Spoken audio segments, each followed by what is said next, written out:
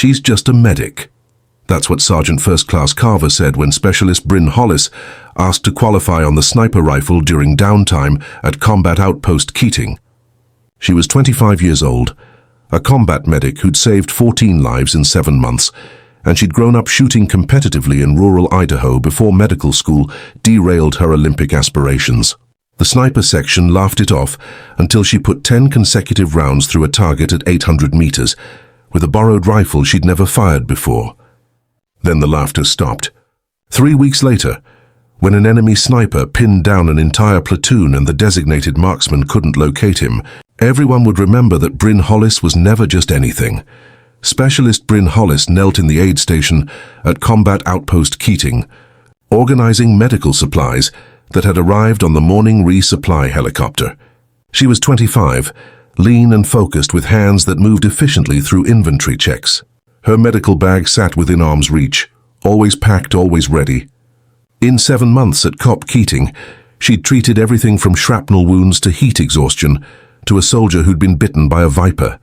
She was assigned to Bravo Company, 3rd Squadron 61st Cavalry Regiment, as their primary combat medic. Her job was keeping soldiers alive long enough to reach surgical care. She was good at it. 14 saves, 0 preventable deaths. The company commander had already recommended her for a commendation. COP Keating sat in a valley in Nuristan province, surrounded by mountains on all sides. It was one of the most vulnerable positions in Afghanistan, a fact everyone acknowledged, but couldn't change due to strategic importance. Want to hear more stories about soldiers who exceeded every expectation? Hit that subscribe button. These stories deserve to be told. Bryn grew up in northern Idaho, the daughter of a veterinarian and a high school biology teacher. Her father treated large animals on ranches scattered across 3 counties. Her mother taught anatomy and physiology, bringing home textbooks that Bryn read like novels. She understood how bodies worked before she was old enough to drive. She also understood precision shooting. Her uncle was a competitive marksman who'd represented the United States at international events. He started teaching Bryn when she was 12, not hunting, just target shooting. Fundamentals, breath control, trigger discipline. By 16, she was competing at state level. By 18, she'd placed 3rd at nationals and was being scouted for Olympic development programs. Then her uncle died suddenly from an aneurysm. Bryn was 19. She watched the medics work on him, watched them try everything, watched them fail. It changed something in her. Shooting was a skill, but saving lives mattered more. She abandoned competitive shooting and enrolled in a pre-med program. College lasted 2 years before money ran out. She joined the army to finish her degree using military education benefits and chose combat medic as her specialty. She was good at it immediately, calm under pressure, quick decision-making, strong clinical skills. The shooting skills stayed with her. Muscle memory she couldn't forget, even though she rarely touched a rifle anymore. COP Keating's sniper section consisted of 3 soldiers led by Sergeant First Class Carver, a 12-year Army veteran with 4 deployments and a reputation for being protective of his team and dismissive of anyone who didn't meet his standards. They ran overwatch missions, counter-sniper operations, and provided precision fire support during patrols. Bryn had asked Carver twice if she could train with them during downtime. Not for official qualification, just to maintain skills she'd developed before joining the army. Carver had declined both times, saying the sniper section wasn't a hobby club and their rifles weren't training aids. He said it politely but firmly. She was a medic, they were snipers, different jobs entirely. The 3rd time she asked, Carver's team was at the range zeroing rifles after maintenance. Bryn walked up with her medical bag, having just finished treating a soldier for a sprained ankle. She asked again, said she'd grown up shooting and wanted to stay sharp. Carver looked at his team, then back at her.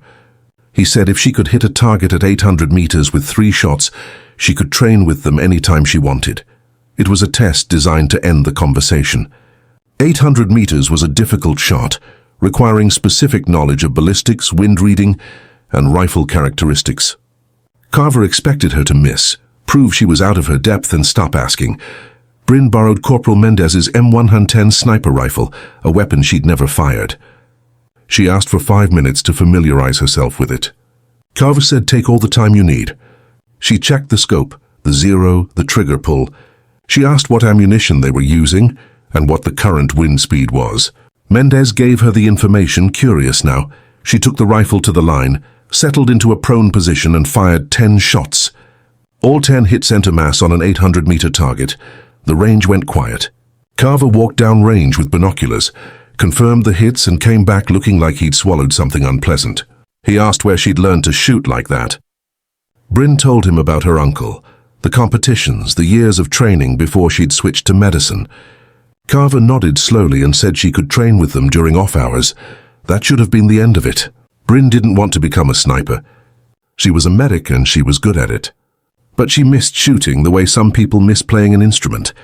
It was meditative, required total focus, and for a few minutes made everything else disappear. She trained with Carver's team twice a week for the next 3 weeks. They taught her their protocols, let her practice with their rifles, shared techniques for reading mountain winds. Mendez said she had better fundamentals than most soldiers who went through sniper school. Carver didn't say much, but he stopped treating her like an outsider. Bryn didn't tell anyone else about it. She didn't want to be seen as a medic trying to do someone else's job. Her job was saving lives. The shooting was just something she did, to stay connected to a part of herself she'd set aside when her uncle died. It was personal, not professional. She kept it separate. Then the firebase came under attack, and the separation between personal and professional stopped mattering. The attack started at 6:40 hours, with mortar fire hitting the northern perimeter. Copy Keating went to full alert. Bryn grabbed her medical bag and moved to the aid station, setting up for casualties. 3rd Platoon was pinned down outside the wire, taking small arms fire from multiple positions in the surrounding mountains. The platoon leader called for sniper support. An enemy marksman had them trapped, firing from an elevated position they couldn't locate. Every time a soldier moved, the sniper fired. 3rd Platoon had 2 wounded, who needed immediate evacuation, but the medevac helicopter couldn't land under sniper fire. Carver's team moved to their overwatch position and started scanning for the enemy shooter. Mendez spotted muzzle flash and called a target at 100 meters, high angle, partial concealment behind rocks. Carver took the shot, missed the enemy sniper, adjusted position. Carver fired again, another miss. The mountain winds were erratic, unpredictable, changing direction every few seconds. Corporal Hayes, the 3rd member of the sniper team, tried next. He fired 3 shots over 4 minutes, adjusting each time. All misses. The enemy sniper was experienced, moving slightly after each of Carver's shots, making himself harder to track. 3rd Platoon was running out of time. The wounded needed evacuation. The company commander ordered them to withdraw under smoke. But smoke wouldn't stop a sniper who knew the terrain and could predict their movement routes. Bryn was listening to the radio traffic from the aid station. She heard the frustration in Carver's voice, heard Hayes say the wind was impossible to read consistently. She made a decision. She grabbed her aid bag and ran to the sniper position.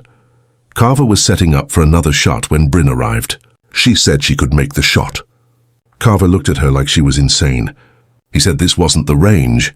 This was combat against a trained enemy sniper in the worst conditions they'd faced in months. Bryn said she understood.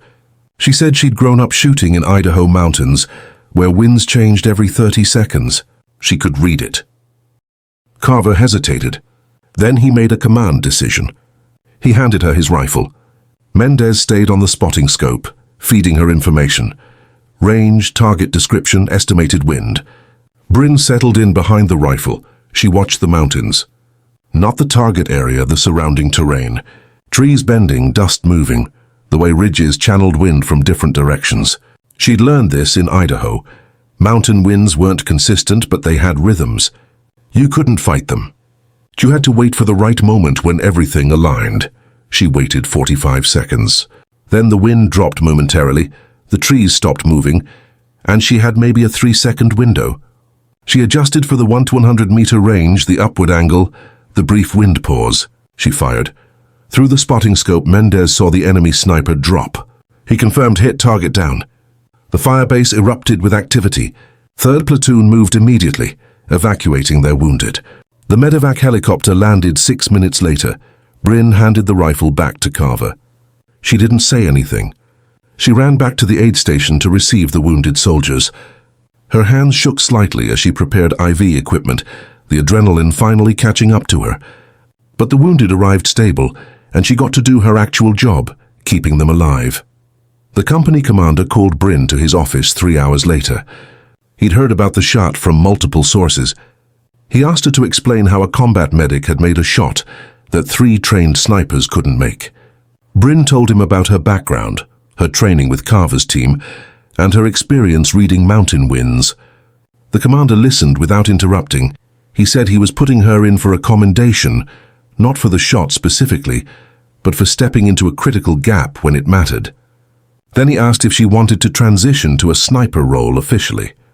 Bryn said no. She was a medic. That's where she belonged. Sergeant First Class Carver found her later. He said he'd underestimated her badly when she first asked to train. He'd assumed she was just interested in playing with rifles. Not that she had legitimate world-class skills. He apologized for that. Bryn said she understood. She didn't look like a sniper. She looked like a medic. And that's what she was, but Carver made her a permanent training member of his team. Anytime she wanted to shoot, she was welcome. More than that, he started asking her to teach his team how to read mountain winds the way she did. 3rd Platoon's wounded both survived. Bryn treated them during the helicopter ride to the surgical hospital. One of them asked her if she was the medic who made the shot. She said yes. He said thank you. She told him that's what medics do. They keep people alive, whatever it takes.